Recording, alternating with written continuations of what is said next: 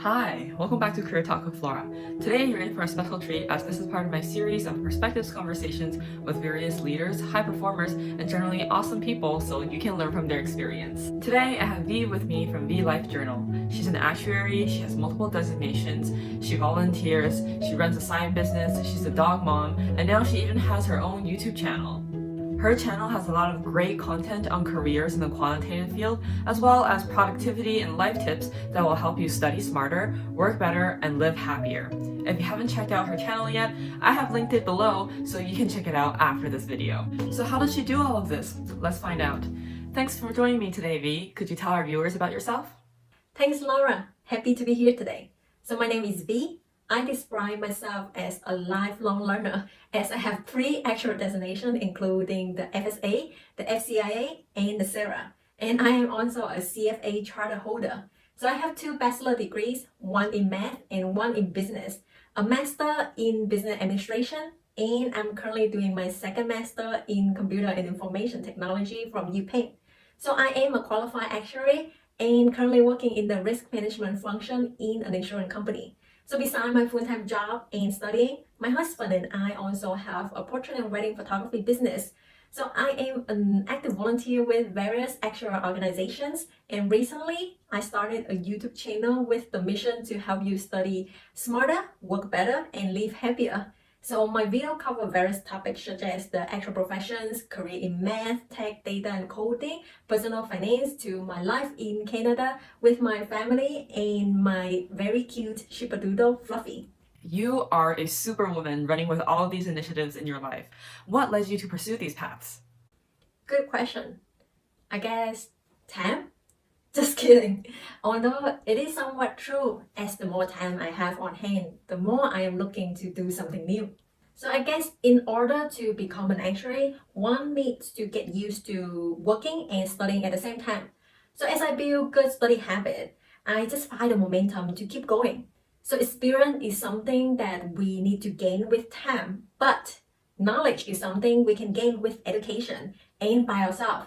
So I find that getting educated and continued development can help me doing my job better and helping me to be more equipped for future changes. So this is why I keep studying on the side. And this is not to say that you have to go for some formal degrees. I just find it sort of a motivation for myself, seeing designation hanging up on the wall. And it may also because I never had a high school diploma, so I need to overcompensate with other degrees. So about working, as you have a corporate job, so I think you understand that sometimes we don't really find the satisfaction right away because we do not deal with direct clients. So our job as a wedding photographer is to document love. So we help our couples document one of their most special days. So we have those review sessions with our couple after the wedding day. So this is the first time they see the wedding pictures, and it's actually a wonderful experience as we can see their reactions as they relive their special moments. So I feel like we got involved into the photography business because my husband loved photography, but then I now find the satisfactions of being a wedding photographer and dealing with clients directly. And then I also use my knowledge that I learned from the business degrees to help him operate the business. So I have to say it is a lot of work to have your own business, and it's definitely not a rosy path, and there can be a lot of pressure. So kudos to all of the business owner out there, especially for small business owner.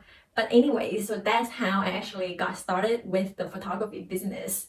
And I have always been active with volunteering since young. So I think it's natural for me to keep volunteering when I can.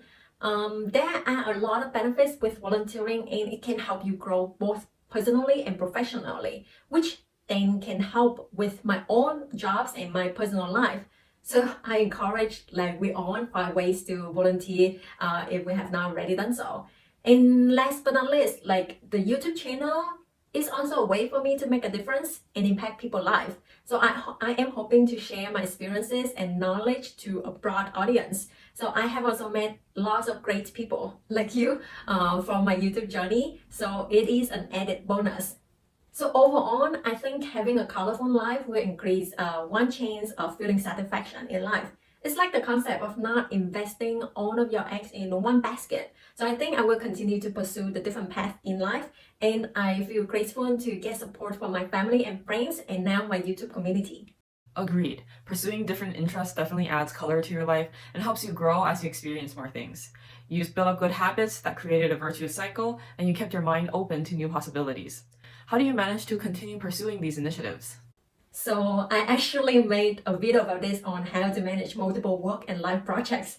The summary is to have a positive mindset that you can do it. Nothing is impossible. And then it is about planning, prioritizing, and building good habits. So I highly recommend everyone to read the book Lean In from Sheryl Sandberg. One of the tips is done is better than perfect. So I think even with today's environment, it is still more difficult for women to have everything, life, career, and more. And as the book suggests, nobody has its own. And the best way to build room for both life and career is to make choices deliberately, to set limits and then stick with it. Thanks for your recommendation, V. I will add Lean In to my reading list. And to our viewers, if you want to learn more about how to be more productive in your life, I have added the link to V's video below. Life is probably not all sunshine and rainbows, even if you try to maintain a positive mindset. Have you had any moments where you felt it was too much? How do you come back from these difficult moments? Yes, for sure. The busiest time for me was when I was studying my last CFA exam while just starting my MBA program and also planning for my wedding. And they all happened within the same year.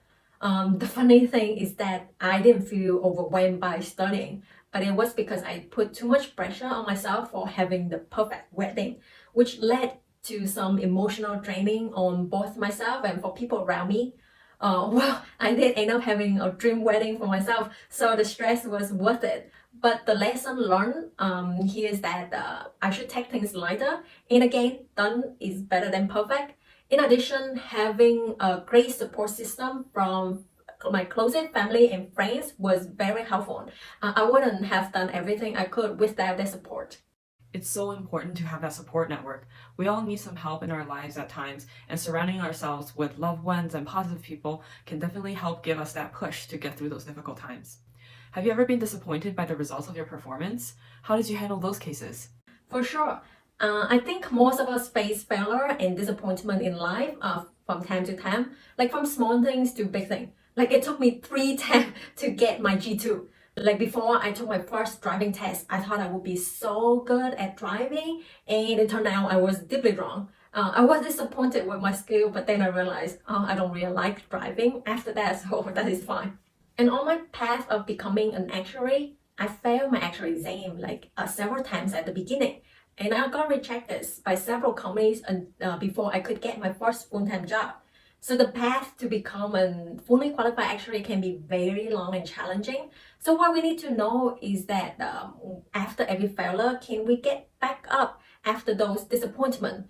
And what we can do and what we can change to get better results next time. So I do think life in a way is short but also long. So we will have to make many decisions in life. So at the grand scheme of things, like making one mistake or one wrong decision is not the worst thing at the end of the day. And the main thing is like, can you persist and learn from those experiences to be better in the future? And this line ties with the growth mindset concept that you talk about in one of your videos. So at the end of the day, just don't let failures define you. I love that. Don't let failure define you. What's done is done. It's how you move forward that matters. So how do you envision yourself moving forward with these initiatives? I guess just keep going and doing what I'm doing. Once in a while, I would ask myself, if I die the next day, well, very typical of an actuary to think about death, right? Will I have any regret? So fortunately, most of the time, I don't. And if I do, then I will make some changes accordingly. So yeah, I will just keep doing what I'm doing and trying many different things, making changes when time is due, and I will always be ready for any adventures that life may bring. Thanks for sharing your experiences and perspectives with us today, V. I hope our discussion can help everyone adopt a positive mindset and habits. To our viewers, if you want to learn more from V, be sure to check out her channel linked in the description and leave your questions and comments below. Thanks for watching. Bye. Bye!